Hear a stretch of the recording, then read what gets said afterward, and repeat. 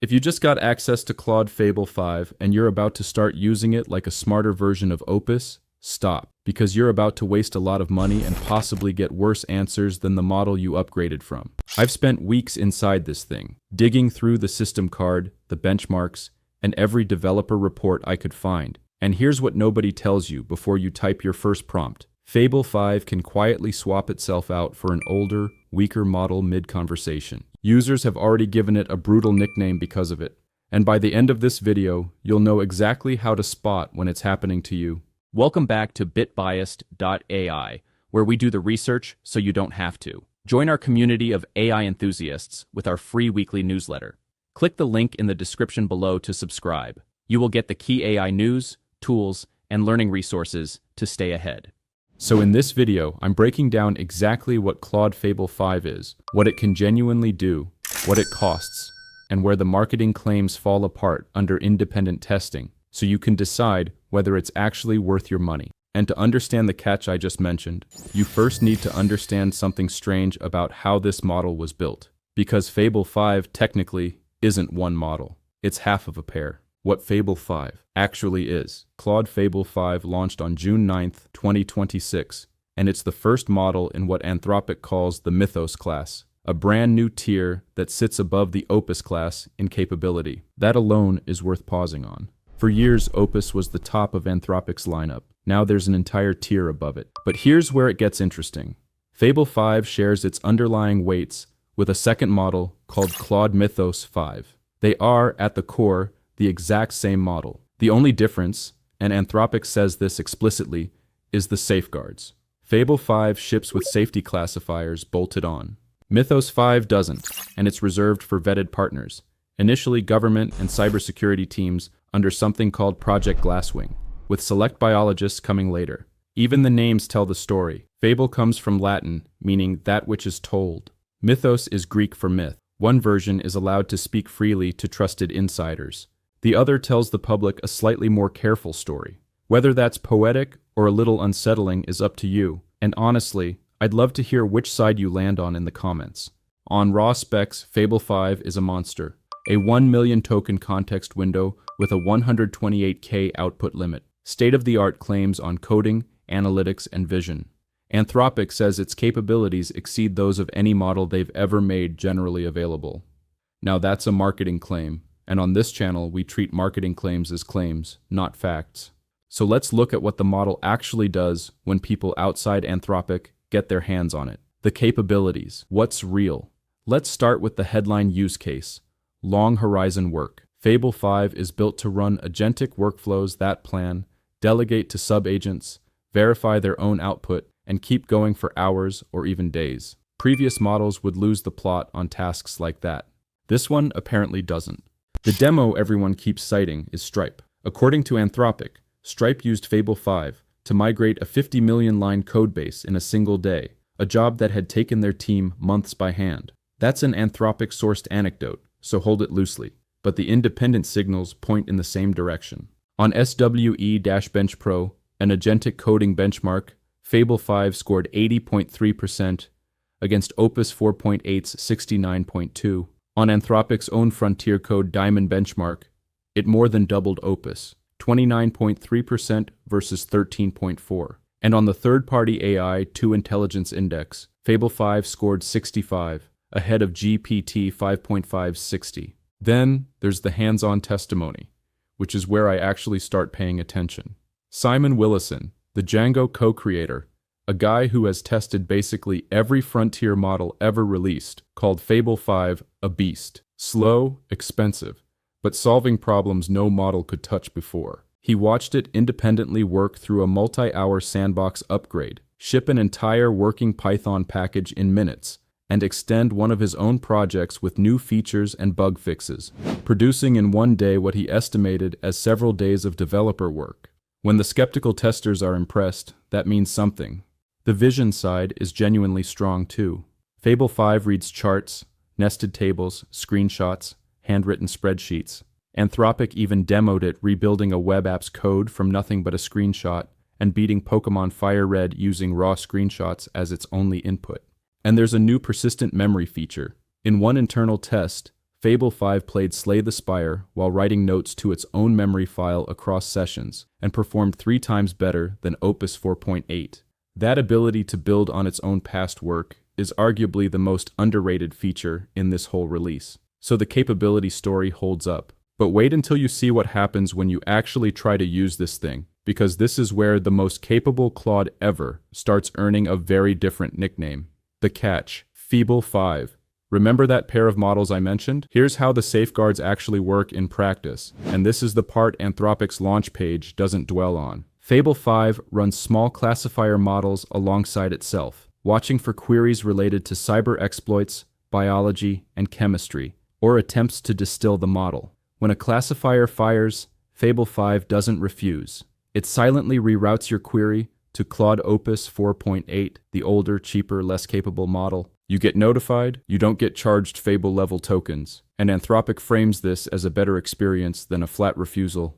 And to be fair, it kind of is. The problem is what counts as dangerous. Anthropic says the fallback triggers in under 5% of sessions. But documented false positives from early users include a pulled pork shopping list, a basic snake game, a personal health question, and in at least one case, the word hi, all flagged as potential biology or cyber threats, all quietly handed to Opus 4.8.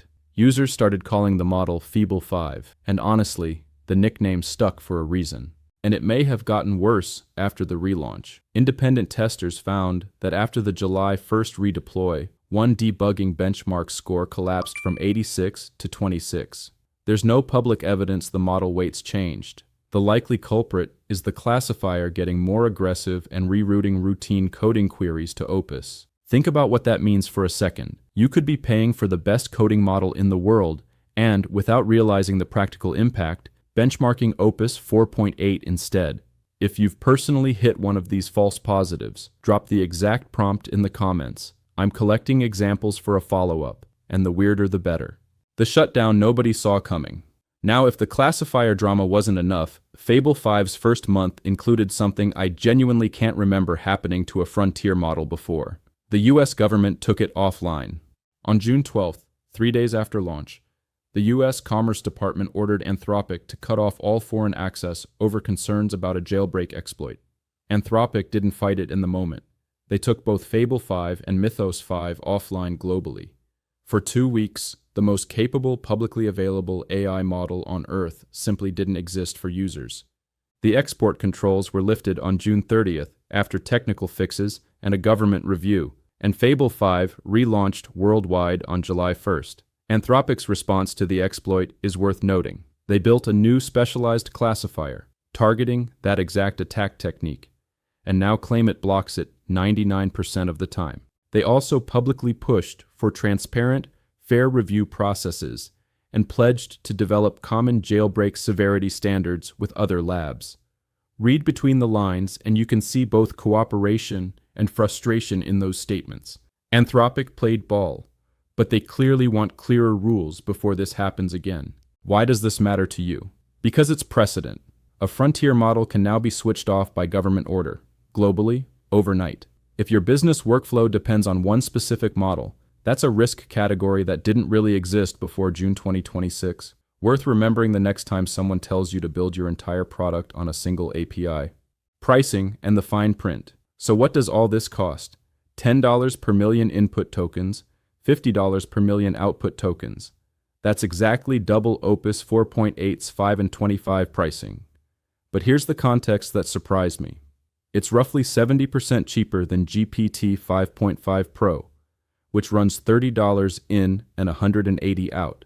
Anthropic's usual 90% prompt caching discount applies, and there's a 1.1 times premium if you want US-only inference. On the subscription side, Anthropic ran a launch promo giving paid subscribers unlimited Fable 5 access, originally through June 22nd, then extended to July 7th after the shutdown, covering up to half of weekly usage on Pro, Max, and Team plans. Reddit's take on the free window was blunt.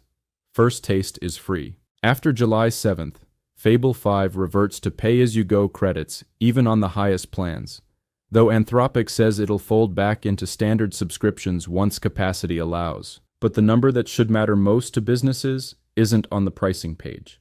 Using Fable 5 requires 30-day retention of every query, logged for safety review across every platform, API included. Anthropic says they won't train on it, but everything you send is recorded for up to a month, well beyond the typical 7-day Claude logs. That single clause reportedly led Microsoft to temporarily restrict Fable 5 internally until they'd reviewed the policy. If you're passing sensitive client data through this model, that's not a footnote. That's a compliance conversation. The honest limitations. Let me give you the full picture, because Fable 5 is not a magic wand, and the independent testing makes that clear. It's slow. Its adaptive thinking can take minutes even on simple prompts, and Anthropic's own CEO acknowledged it's importantly slower and more expensive than Opus 4.8. It still hallucinates. And here's the part that genuinely surprised me. One independent testing outfit found Fable 5's hallucination rate comparable to or higher than Opus 4.8, and even higher than some open source models. One reviewer put it perfectly. It gets things wrong confidently. Verify everything. It also ranks below GPT-5.5 on strict instruction following, reportedly struggles with things like 3D spatial reasoning and a vending machine business simulation, and its knowledge cuts off at January 2026. And by design, entire domains are off the table, a sometimes comically broad range of biology questions, as one analyst put it, will bust you down to Opus 4.8, along with serious cybersecurity research and anything touching frontier model training. If your work lives in those domains, Fable 5 was intentionally built not to serve you unless you're in the Trusted Access program. So the picture that emerges isn't best model ever, full stop. It's best model ever for a specific kind of user, with real trade-offs everywhere else. And that distinction is exactly what the launch marketing glosses over. Here's where I land after all of this. If your work involves long, complex, agentic tasks, big refactors, multi-day research projects, code bases too large for any previous model, Fable 5 is genuinely the strongest option on the market right now, and the benchmark gap versus both Opus 4.8 and GPT 5.5 backs that up. One commentator called it the biggest single-generation leap since GPT-4, and on the hard tasks, I think that holds. Anthropic's own line is that the longer and harder the task, the bigger Fable 5's lead grows, and for once, the independent testing mostly agrees. But if your work is fast, iterative, everyday tasks, Opus 4.8 at half the price, and a fraction of the latency is probably the smarter buy. And if you're anywhere near biology, chemistry, or security research, Fable 5 will actively fight you. Add the 30-day data retention, the classifier false positives, and the small matter of the government switching it off for 2 weeks, and most capable model ever starts to come with a lot of asterisks. The good news is that Anthropic says these safeguards are provisional. They're actively tuning the filters so more queries stay with Fable itself, and Mythos 5 access is slowly expanding to more trusted partners. So the Feeble 5 era may be temporary. Whether the trust issues are temporary too, that's a different question. If this breakdown saved you from finding all of this out the expensive way, subscribing is the best way to make sure the next one reaches you before the next model launch does. Tell me in the comments, is the dual model approach, one for the public, one for the trusted few, responsible AI deployment, or a two-tier system we should be worried about? I read everything down there, and the best arguments usually end up shaping the next video. Thanks for watching.